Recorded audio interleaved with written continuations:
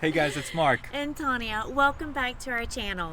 So today we're going to start what's probably going to be a series of videos on the electrical system. Specifically today we're going to talk about how we sized each of the components. Now, we know this is kind of where it starts to get scary, right? It starts to get a little hard. There's math involved. You got to buy some expensive electrical components and you don't want to mess up. But trust us, it's really not that bad. We're going to take you through each step that we did and you'll be able to rock yours out. So stay with us.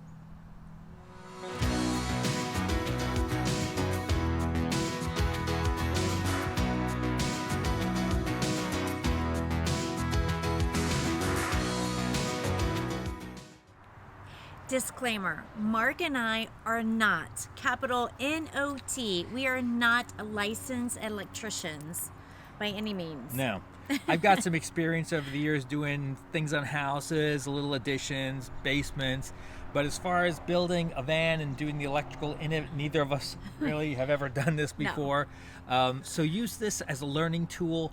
Put your build together, design it, and then run it by an electrician or run it by one of the many forums that are online. They'll help you make sure not only have you used the right components, you've got them in the right order, and you've got all the right safety precautions in place. So make sure you do that. It'll go great. So before we start running numbers, let's take a look at what we need power for in the van. The electrical system of our van basically consists of three parts. One, the power sources. This is where we get power from.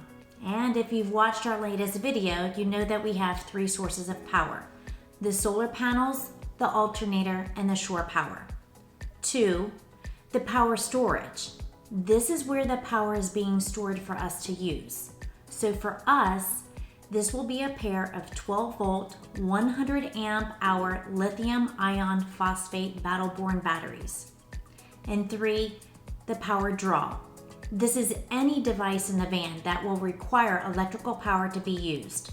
So, a source, a store, and a draw. So there's basically two types of circuits that you'll find in your camper. There's an AC circuit like you find in your house, and there's a DC circuit like you find in your car. Now there's tons of great articles out there, there's videos and everything that'll show the difference in these circuits, how the electrons flow and what they're used for, but at a high level, here's the difference. So for your house, probably in your state somewhere there's a big energy generation plant. So maybe this place has a big array of solar panels in a field. Maybe they've got windmills that spin and collect electricity. Maybe they've got wheels that turn in a river and generate electricity. Maybe they're even old school and do some kind of coal burning. I hope not. But maybe they do that, or they have a nuclear plant. Either way, they generate electricity and then they move that electricity in huge voltages to places like this. So right now we're about a mile from my house, and this is what's called an electrical substation. So those huge generation plants move that electricity through really high voltages to places like this. It goes over all these wires, goes to your neighborhood, and eventually ends up at your house. So back at the house, that electricity that was moving from the substation into your neighborhood eventually ends up at your house inside your big electrical panel. So I don't suggest you take the cover off, don't touch anything in here. But basically these two big wires is where everything comes in from the substation. Then it gets fanned out down to these metal bars and then out on these little wires to different points in your house. So it'll power outlets and lights. Basically everything in your house runs out of this, and it's all AC. Now let's look at the car. Okay, now the DC side of it. So this is my car. Here we don't have a big substation, we don't have an energy generation plant, we have that battery. And that battery is basically has to power everything in the car. So when I have to start the engine, it gets power from the battery and starts the car. Now once the car is running, the alternator can actually charge that battery. So that's one of the reasons that we have the alternator as a form of charge in the van, because the alternator can actually charge the battery. Everything else has to come off the battery one way or another. So the whole thing we want to figure out is how big of a battery do we need? How many batteries do we want? And this really depends on what you're going to use it. Are you going to have an electric cooktop? That draws more power. Are you going to use a hair dryer every day? That draws more power. So we have to size these batteries based on what we're going to use. So now we get into a little bit of math. So one last thing I forgot to mention, there actually is a way to go from AC power to DC and from DC to AC. So this thing right here is what I use to charge my phone and my laptop. This takes AC power and turns it into DC for my phone. So this is actually called a rectifier or a converter. But basically its whole job is to take AC, turn it into DC. Okay, the one that's more important for you guys is an inverter. So it does the opposite. It takes DC power from the battery and turns it into AC power. And luckily my car has one built in. So I've got one of what looks like an AC outlet here. The inverter takes power from the battery and feeds it to here, and I can plug in a laptop or my phone or something like that to charge.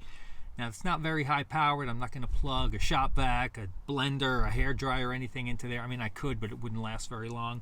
But it does give me the capability to plug in AC devices into a moving vehicle like we're going to have in the van. So that's another sizing thing we've got to do. We've got to figure out how many batteries, how big we want them to be, how many solar panels, and how big we need the inverter to be. So let's get cracking.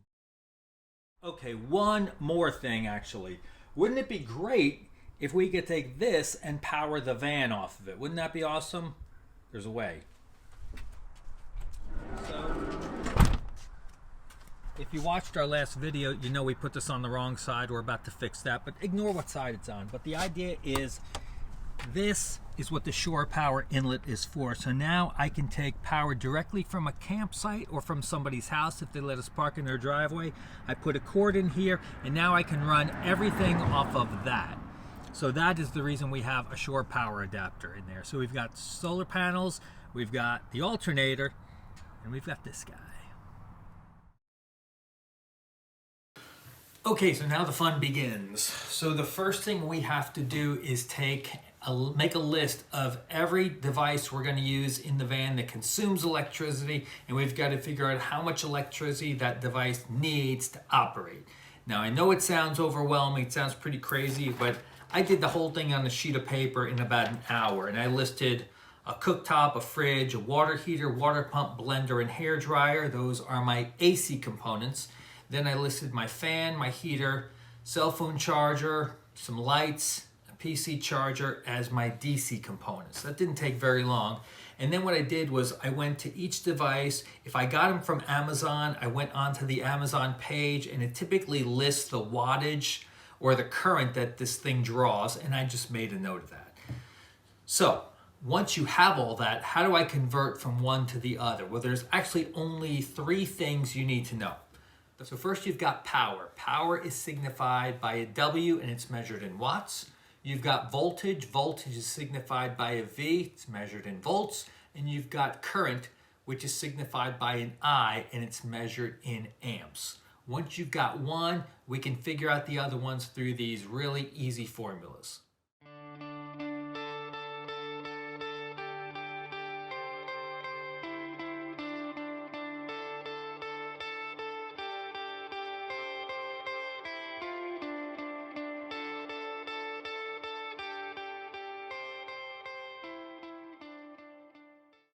Now that we have our formulas ready, let's start figuring out the power draw of our devices. We'll start with our induction cooktop. As we look on Amazon page we ordered it from, we can easily see that the cooktop draws 1800 watts and 120 volts when turned on full. So, using our formula for current, we see that amps equals watts divided by volts. Therefore, 1800 watts divided by 120 volts equals 15 amps. The next device we will work on is our 12-volt refrigerator. It took a bit of searching to find this one among all the small print, but we could see here that this refrigerator draws 40 watts. Once again, we use the same formula which tells us that the amps equals watts divided by volts. 40 watts divided by 12 volts equals 3.3 amps. Next, we move to our water heater, and again, looking at the Amazon page, we see that this device draws 12 amps and operates at 120 volts since it runs on AC power. We know that watts equals volts times amps. So, 12 amps times 120 volts equals 1440 watts. We continue through our list of devices, find the power draw for each one. For some devices, like our hairdryer, we couldn't really find the exact model, so we took an average power draw for hairdryers and used that number. When we're finished, we will have a complete list of power requirements for all devices that we will use in our van. So that wasn't too bad. A little bit of calculation, a little bit of searching online, and we've got all the info we need. So there's one more thing that we need to account for. Let's do that now. So far we've got a set of batteries feeding DC power into an inverter. The inverter then converts it to AC power and uses it to charge all our devices and plugs. But there's one problem. This inverter isn't completely efficient. In fact, the efficiency is only about 90%. That means if we put in 100 watts DC, we really only get about 90 watts on the other side. So we're going to need to account for that power loss in all of our AC devices. So we do that by taking the overall wattage of the device and dividing it by 0.9. So if we use our induction cooktop as an example, we have 1800 watts divided by 0.9 is 2000 watts. So we actually need to feed 2000 watts into the inverter to get 1800 watts out. So now we're going to go ahead and recalculate all our AC devices based on that efficiency of the inverter. And here's what we get. Okay, so now we've recalculated all of our amps, and those are amps per hour. So that's the amount of time it takes to run one of those devices for 1 hour. So now what we want to do is really kind of think about how often we're going to use this. We're probably not going to use a hair dryer for an hour a day. We're probably not going to use a blender for an hour a day. We're probably going to use an air conditioner for a lot more than an hour a day in the summer. So we want to think of how much time per day we're going to use these and factor that into our equations.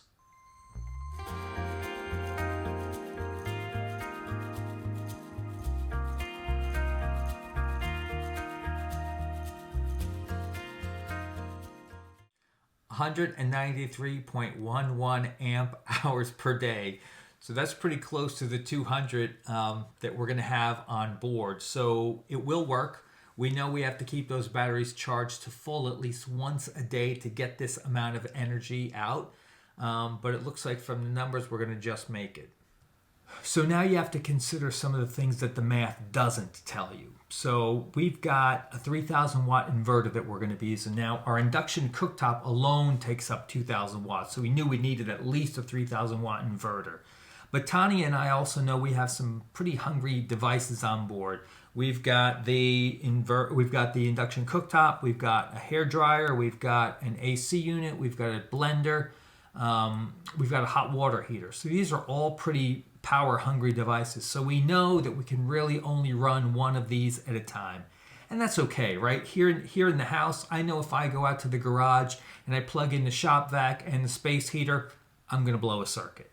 I know if I go upstairs and my daughter's curling her hair and we plug in the vacuum cleaner, we're going to blow a circuit.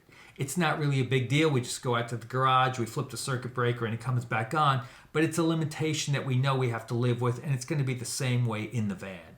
If we knew we had to have multiple of these high power draw AC devices in at the same time, we'd probably get a bigger inverter, or we'd find a way to do that. Even with the shore power, we have a 30 amp shore power inlet, but remember our calculations, so 30 amps times 120 volts is 3600 watts. So even that's only going to supply 3600 watts. So while we're using the induction cooktop at 2000 watts, that'll give us 1600 watts left. We've got some more flexibility, but even that doesn't give us the ability to turn on 5 or 6 of these high power devices at the same time. So it's just stuff we're going to learn to live with. Okay, so far we have figured out that our 200 amp hour lithium ion batteries are good. We can always add another one if we need to. We have figured out that our inverter is properly sized, and we figured out we're good with the shore power adapter. So now the next thing we want to do is calculate how big of a solar panel array we need. And this is actually pretty easy. Now these are lithium-ion batteries, which means technically they can be discharged all the way to 0, but for the purpose of this calculation, I'm going to assume we've been a little more responsible than that, and we've discharged them down to 20%. So we start with our pair of 100 amp hour lithium-ion batteries, and these are right now at 20%, which means they only have 20 amp hours left. 80 amp hours is gone from each one, so we need a total of 160 amp hours to get these things back to 100%. So the sun comes out and starts shining down on our solar panels, and it does this for roughly 4 hours a day. So we basically have 4 hours to collect 160 amps down to those batteries, or 40 amps every hour. So we're going to go ahead and do a quick calculation. We know that watts is equal to volts times amps. We know that the volts is 12. We know that the amps we need is 40. And that quick calculation tells us that we need 480 watts to do this. So we need 480 watts of solar power to deliver 160 amps in 4 hours. 480 watts, that's totally doable. We were thinking of going between 400 and 600 watts, so now we'll just buy 3 200-watt panels, and we should be good to go, and it'll fit nicely on the roof of the van and still leave us some space for a roof deck and our max air fan and things like that. So we've got the inverter accounted for, we've got the solar panels accounted for, we've got the batteries accounted for. The only thing left is the DC to DC charger. So this one's actually really easy to calculate. For lithium batteries, and we've got lithium iron phosphate batteries, you can basically calculate 50% of the total battery bank capacity. So we've got two 100 amp hour batteries, that's 200 amps, divided in half, 50% is 100 amps. So anything below 100 amps as far as a DC to DC charger would work for us. So I was looking at the 60s, there's a 50, there's a 40. I've got a bunch of 4-gauge wire, which I think probably might be just a bit of a stretch with the 60 amp for the amount of distance it's got to run. So I'm going to use a 40-gauge DC to DC charger. I'll show you how we do that calculation, but after that, we should be good to go.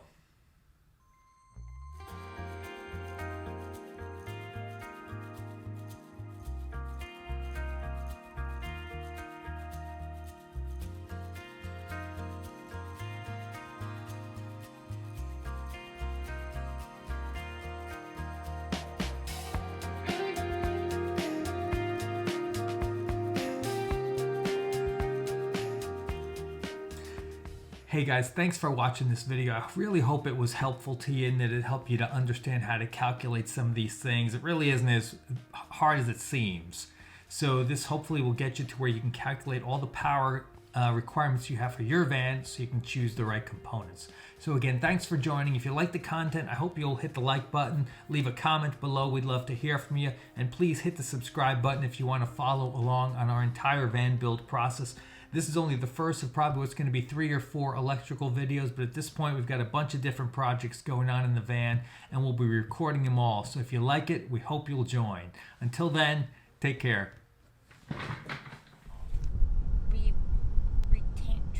What is it called? Rectifier. Rectifier. That sounds like something you check someone's temperature with in their rectum. A rectifier. Let me rectify you. Hey, which way am I going?